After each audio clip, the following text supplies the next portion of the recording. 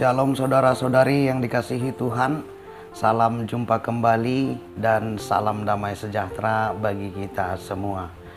Firman Tuhan untuk kita pada saat ini dari kitab Injil Yohanes pasal 20 ayat 19 sampai 31. Sebelum kita merenungkannya, kita berdoa. Damai sejahteramu yang mengatasi segenap akal pikiran kami ya Bapa, itulah yang kami harapkan pada saat ini, menaungi bahkan menguasai hati pikiran kami ketika kami hendak merenungkan firman-Mu. Berfirmanlah Engkau sebab kami sudah siap untuk mendengarnya. Amin. Saudara-saudari yang dikasihi Tuhan, mari kita baca terlebih dahulu perikop Yohanes 20 ayat 19 sampai 31 yang akan kita renungkan pada saat ini. Silahkan kita baca di Alkitab kita masing-masing. Saudara-saudari, firman Tuhan ini akan kita renungkan dengan tema hidup dalam kepercayaan. Saudara-saudari yang dikasihi Tuhan, kebangkitan Yesus telah terjadi dan tidak ada satu orang pun yang mengetahui kapan waktunya dan bagaimana kejadiannya. Sebab kebangkitan itu terjadi di saat manusia sedang tertidur lelap. Oleh karena kebangkitan itu terjadi pada malam menjelang pagi hari. Saudara-saudari, ketika Yesus telah bangkit, Maria Magdalena adalah orang yang pertama yang mengetahui bahwa kebangkitan itu telah terjadi. Maria Magdalena adalah orang yang pertama bertemu dengan Yesus setelah Yesus bangkit dari antara orang mati. Dan setelah Maria mengetahui hal ini, ia langsung mengabarkan berita tersebut kepada murid-murid Yesus yang lainnya. Kemungkinan besar ketika Maria Magdalena memberitakan berita tentang kesaksiannya, ada yang tidak percaya dan menganggap bahwa berita itu adalah berita tahayul, tidak benar. Namun ketika Yesus pada saat itu hadir di tengah-tengah para muridnya, sekalipun para muridnya pada saat itu berada di dalam sebuah tempat dengan pintu-pintu yang terkunci, oleh karena mereka takut kepada orang-orang Yahudi, hal ini menjadi bukti nyata akan kebangkitannya.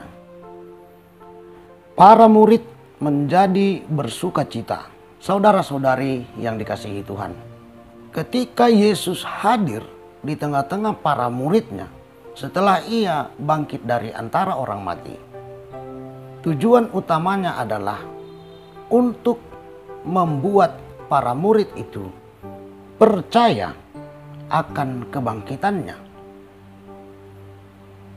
dan sekaligus untuk menguatkan berita yang telah disampaikan oleh Maria Magdalena kepada mereka. Sehingga dengan kehadiran Yesus di tengah-tengah mereka, mereka menjadi percaya. Thomas pun menjadi percaya. Dan berita yang disampaikan oleh Maria Magdalena bukan berita tahayul atau berita bohong. Yang kedua, saudara-saudari, dari hal ini kita melihat bahwa Yesus yang telah bangkit itu adalah pribadi yang tidak membiarkan murid-muridnya berada pada titik kebingungan ataupun rasa penasaran, khususnya terhadap berita kebangkitannya. Jadi saudara-saudari, kehadiran Yesus di tengah-tengah para muridnya ini benar-benar menjadi bukti nyata bagi tiap-tiap orang, bahkan bagi kita, untuk percaya akan kebangkitan Yesus dari antara orang mati, dan untuk menaruh kepercayaan kita hanya kepada Allah. Karena itu, hiduplah di dalam kepercayaan. Percayalah senantiasa kepada Allah, sebab Dia memiliki kuasa yang melebihi dari segala kuasa yang ada di dunia ini. Saudara-saudari yang dikasihi Tuhan, ketika kita hidup di dalam kepercayaan kepada Allah dan kita telah percaya akan kebangkitan Yesus, karena itu patutlah bagi kita untuk hal yang pertama, bahwa kita mau bersyukur akan kemurahan Allah yang menyatakan kuasanya tersebut, sehingga kita tidak mengalami kebingungan untuk menentukan pilihan. Kita mau ikut Tuhan atau kita mau ikut arus kehidupan dunia ini semata. Yang kedua, saudara-saudari, melalui kisah kebangkitan Kristus dan melalui penampakan dirinya kepada murid-muridnya, tentu membuat kita menjadi percaya akan kebangkitannya tersebut. Sehingga marilah kita memberitakan berita kebangkitan itu lewat perkataan dan lewat gaya hidup kita.